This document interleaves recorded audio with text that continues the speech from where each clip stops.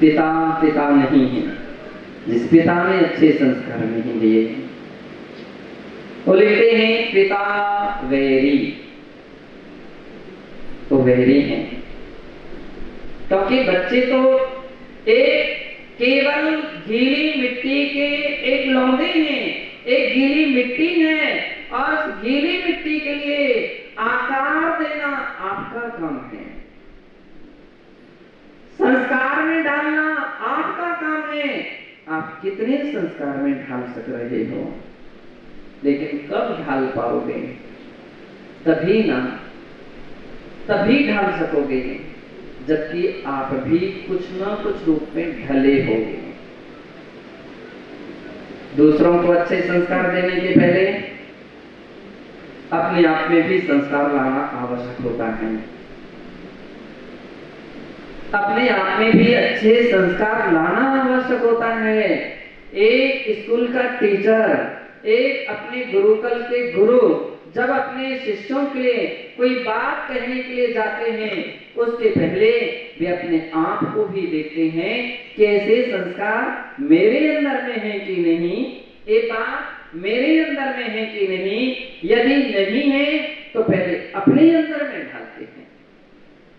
बतलाते हैं कि परिवार अपने बच्चे से तंग था और सबसे बड़ी समस्या ये थी उस बच्चे के लिए सिगरेट पीते पीते पीते टीबी हो गई और फेफड़े खराब हो गए।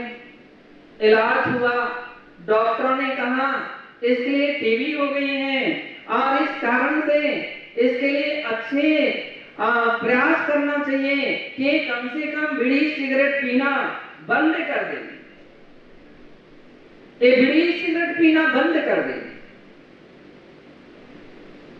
पिताजी ने खूब समझाया, जितना बना, मारा भी, पिटाई भी लगाई, लेकिन वो बीड़ी पीना नहीं छोड़ पाया। वो बच्चा बीड़ी पीना नहीं छोड़ पाया। उसके रिश्तेदारों ने समझाया, मोहल्ले के लोगों ने समझाया, पड़ोसियों ने समझाया, लेकिन उसकी बीड़ी नहीं छूटे। वो परेशान हो गया, कितनी छोटी सी उम्र में अगर ऐसी बीमारी खड़ी हो गई तो इसका तो जीवन ऐसा ही समाप्त हो जाएगा। क्या करना चाहिए? वो बतलाते हैं, वो पिताजी उसके गुरु के पास पहुंचे, शिक्षक के पास पहुंचे, टीचर के पास पहुंचे और कहा, गुरुजी गुरुजी, बेटे की ऐसी ऐसी बीमारी हुई है, डॉक्टर ने इसका कारण उसके लिए बीड़ी सिगरेट धूम्रपान कहा है। मैं खूब समझा चुका, हर प्रयत्न कर चुका, लेकिन ये बीड़ी सिगरेट नहीं छोड़ पा रहा है। क्या करूं? आप ही बतलाइए, कुछ ना कुछ ऐसा प्रयास कर दीजिए, आप समझाइए, आपकी बातों का प्रभाव पड़े और ये छोड़ दे।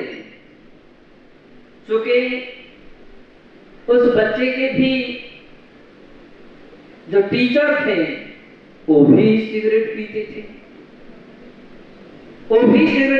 थे, रोज रोज उस ही बच्चे से वह बाजार से मंगाते और उसके ही सामने पीते थे, उसी से जलवाते थे। टीचर ने कहा कि ठीक है, मैं जरूर छुड़वा दूंगा। दूसरे दिन कहा, बेटा बस अब आइंदा तू मुझे सिगरेट ला करके नहीं देना, मैं सिगरेट नहीं पीऊंगा। बच्चा सहम तो गया, कुछ तो सोचा उसने। दूसरे दिन भी यही कहा, नहीं मैं सिगरेट नहीं पीऊंगा। बच्चे ने पूछा कि आप तो रोज रोज मुझसे सिगरेट की बोलते थे और आज मना कर रहे हैं। उसने कहा कि सिगरेट एक जहरीली वस्तु है, 27 प्रकार के जहर हैं, एक नशा है, स्वास्थ्य के लिए हानिकारक होता है, इससे टीबी और कैंसर जैसी बीमारी कई हो जाती है। इसलिए जब से मैंने ये पढ़ा है तब से मेरे दिल दिमाग से वह सिगरेट निकल चुके हैं और अब सिगरेट मैं देखना भी नहीं चाहता। बच्चा सहमा नहीं, उसके मन में भी ये बात दिल दिमाग में आ गई और उसके दिल दिमाग में गूंजने लगी कि ये तो पढ़ करके आए हैं, मैं तो भुगत भोगी हूं।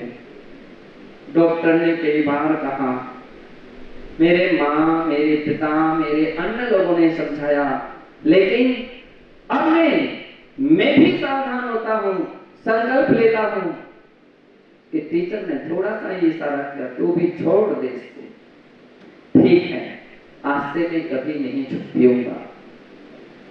बंदो, कहने का अर्थ ये है कि यदि हमने ऐसा कुछ प्रयत्न और प्रयास किया, ऐसा कुछ प्रयत्न और प्रयास किया, तो मुझे विश्वास है कि हम आपके बच्चे बहुत बड़ी उन्नति और तरक्की करने वाले होंगे और आपके जीवन में भी वे एक सुख और शांति के हेतु बन जाएंगे, सुख और शांति के कारण बन जाएंगे। बच्चों के साथ बैठ करके कम से कम माता पिता ऐसी गलत फिल्म ना देखें।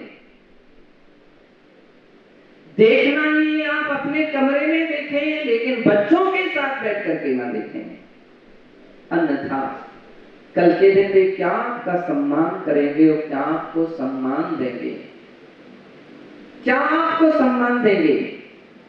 छोटी सी उम्र में अगर वह बच्चा कहीं चोरी कर रहा है, आप उसके सामने इठलाएं ना, खुश ना हो, उसको मजाक ना समझें, उसको हंसी ना समझें, अब तो यह समझें ये बुरी आदत की प्रथम सीढ़ी है, ये बुरी आदत की प्रथम सीढ़ी है। आज से यह प्रारंभ हुआ है तो आगे जाकर के इसका परिणाम कालांतर में कितना बुरा हो सकता है।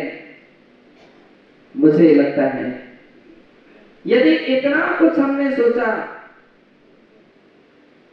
तो फिर धर्म की आपने बहुत सारी ABCD सीख ली, धर्म के अंक सीख लिए, धर्म की सीढ़ी पर पैर रखना सीख लिया, आपके मंदिर और आपकी मूर्तियां सार्थक हो गई और आज तो सारे नगरवासियों में इस बात की खुशी है जब लोग इतने सारे साधुओं को उड़ीसा में दर्शन कर रहे हैं, यानी कटक में दर्शन कर रहे हैं।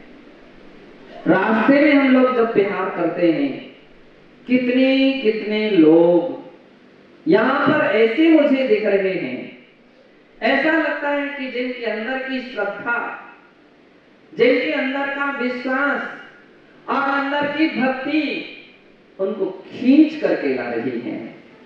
किसी ने मुझसे पूछा था, आपको उड़ीसा में कैसा लग रहा है? मैंने कहा, इतना इस बात को तो मुझे अच्छी लग रही है कि संतों के प्रति, धर्म के प्रति, भगवान के प्रति लोगों की आस्था है, श्रद्धा है और भक्ति है। पर सबसे बड़ी समस्या रही है, संतों का विचरण बहुत कम हुआ है इस देश में। जैन संतों का विचरण बहुत कम हुआ है, इसलिए खान पीन में अंतर दिखता है। जब हम रास्ते में चले, एक व्यक्ति बहुत देर तक दर्शन करते रहा और अपना सिर टेके रहा। मैंने उससे पूछा, इतनी देर तक तुम क्यों सिर झुकाए रहे? बोले, केवल जैन संतों का तप और त्याग को देख करके। मैंने सुना था, मैंने पढ़ा था, लेकिन कभी देखा नहीं था कि जैन संत दिन में एक बार भोजन करते हैं, दिन में एक बार भोजन करते हैं, उसी टाइम पानी पीते हैं और उसमें भी यदि कहीं कोई जीव आ जाए, कोई बाढ़ आ जाए, कोई और भी ऐसी अपवित्र वस्तु आ जाए, वे अंतराय कर लेते हैं, ना फिर वो भोजन लेते हैं और ना पानी पीते हैं। बिना भोजन लेते हैं, ना पानी पीते हैं। बस यह बात को देख करके मेरी श्रद्धा से सिर झुक गया। जब हम लोग खजुराहो में थे तो वहां पर एक विदेशी, संभवतः वहां के कोई प्रोफेसर थे, और जब वो वहां आने के उपरांत पहली बार उन्होंने दर्शन किए, तो दर्शन करने के बाद वे खड़े रहे। थोड़े बहुत आगे पीछे घूमते आते, फिर दूर खड़े हो जाते, कहीं दूर वहां खड़े हो जाते। सारा दिन निकला, लगभग मुझे लगता है 5 से 12 आए होंगे। थोड़ी बहुत घूम करके आ जाए, फिर वहीं खड़े हो जाएं, पास में बैठ जाएं। मैंने उन्हें देखा तो मैंने उनको बुलाया और बुला करके कहा, क्या बात है, आप कुछ बोलना चाहते हैं, आप कुछ कहना चाहते हैं? वो हिंदी नहीं जानते थे। वे गए और एक गाइड को लेकर के आ गए और गाइड से पूछा, महाराज क्या कहना चाहते हैं? गाइड ने कहा, महाराज कह रहे हैं कि आप कुछ बोलना चाहते हैं। तो बड़ी खुशी हुई। उसने कहा, हाँ मैं बोलना चाहता हूं, मैं पूछना चाहता हूं, मेरी जिज्ञासा है कि मैंने विश्व के बहुत सारे मंदिर देखे, बहुत सारी मूर्तियां देखी, लेकिन यहां जैसा मंदिर मैंने कहीं नहीं देखा कि ना उनके हाथ में फूल है, ना त्रिशूल है, ना कोई अस्त्र है, ना वस्त्र है, ना कोई शस्त्र है।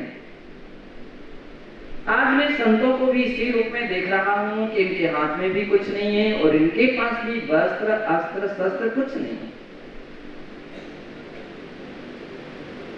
और ये देख करके मुझे आश्चर्य है, समझ में नहीं आया कि कैसे देव हैं, ये कैसे भगवान हैं। मैंने कहा, जिनके हाथ में, जिनके लिए किसी से डर होता है, भय होता है, जिनका कोई शत्रु होता है, उसके लिए वो अस्त्र धारण करते हैं।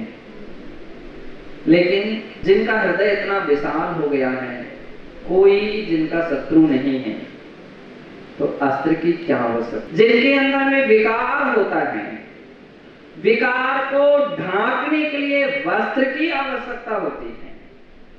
जिनके मन में कोई विकार नहीं है, तो फिर वस्त्र की क्या आवश्यकता है? फिर वस्त्र की क्या आवश्यकता है? जिनके लिए सुगंधी नहीं मिलते हैं, आत्म सुगंधी नहीं मिलते, उन्हें सेंट और फूलों की आवश्यकता होती है। जिनके अंदर की आत्म सुगंधी बिखर रही हो, उन्हें बाहर के फूलों की कोई आवश्यकता नहीं है, उसकी कोई आवश्यकता नहीं है। बाहर का श्रृंगार केवल शरीर का श्रृंगार है, शरीर तक रहता है, और शरीर के नष्ट होते ही वह यहीं का यहीं रह जाता है, आत्मा के साथ नहीं जाता है। कोई भी ड्रेस आत्मा के साथ नहीं जाती है, सारा का सारा वेश बाहर का यहीं रह जाता है। इसलिए भगवान ने हम लोगों को शिक्षा दी, जिस प्रकार से तुमने जन्म लिया था, जन्म के समय आपका जो रूप था, मृत्यु के समय जो रूप होता है,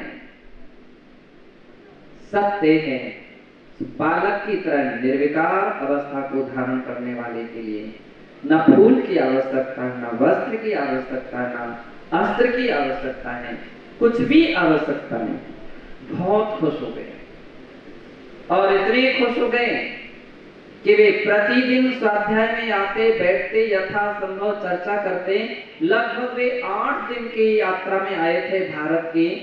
जब वे जाने लगे, पहले ही दिन उन्होंने बोला था, मैं भारत के 8 दिन की यात्रा के लिए आया हूँ और मुझे अमुक अमुक स्थानों पे मुझे जाना है और वो दर्शन देखना है। लेकिन 8 दिन जब वही उनके व्यतीत हुए, जब वे जाने लगे, तो मुझे नहीं मालूम था कि आज उनको जाना है। उन्होंने नमस्कार किया और कहा, मैं अब अपने देश की ओर जा रहा हूं। उन्होंने अपने जेब में हाथ डाले और कुछ रुपया निकाला, कुछ रुपए निकाले और मुझे देने लगे। जब वो देने लगे तो मुझे हंसी आ गई। तो उनको लगा कि शायद कुछ कम है। उन्होंने और कुछ उसमें से निकाल करके और रख दिए। मैंने कहा, आपके नोट हमारे बाजार में चलन से बाहर हैं। आपके नोट हमारे बाजार में चलन से बाहर हैं। मुझे समझ में नहीं आया। मैंने कहा, देखो, पहली बात, मैं इन नोटों का क्या करूंगा, कहां रखूंगा? मेरे पास जेब ही नहीं है रखने के लिए, कहां रखूंगा? थैला नहीं है रखने के लिए, कहां रखूंगा? बैग नहीं है रखने के लिए, कहां रखूंगा? ये हाथ में खराब हो जाएंगे। मैं इनका करूंगा भी क्या? बाजार में जाता नहीं हूं, होटल में खाता नहीं हूं, होटल की कोई वस्तु खाता नहीं हूं, बाजार से कुछ खरीदता नहीं हूं। मेरे लिए इन नोटों की क्या आवश्यकता है? वो बड़ा आश्चर्य हुआ। वो इतने खुश भी थे और विस्मित भी थे।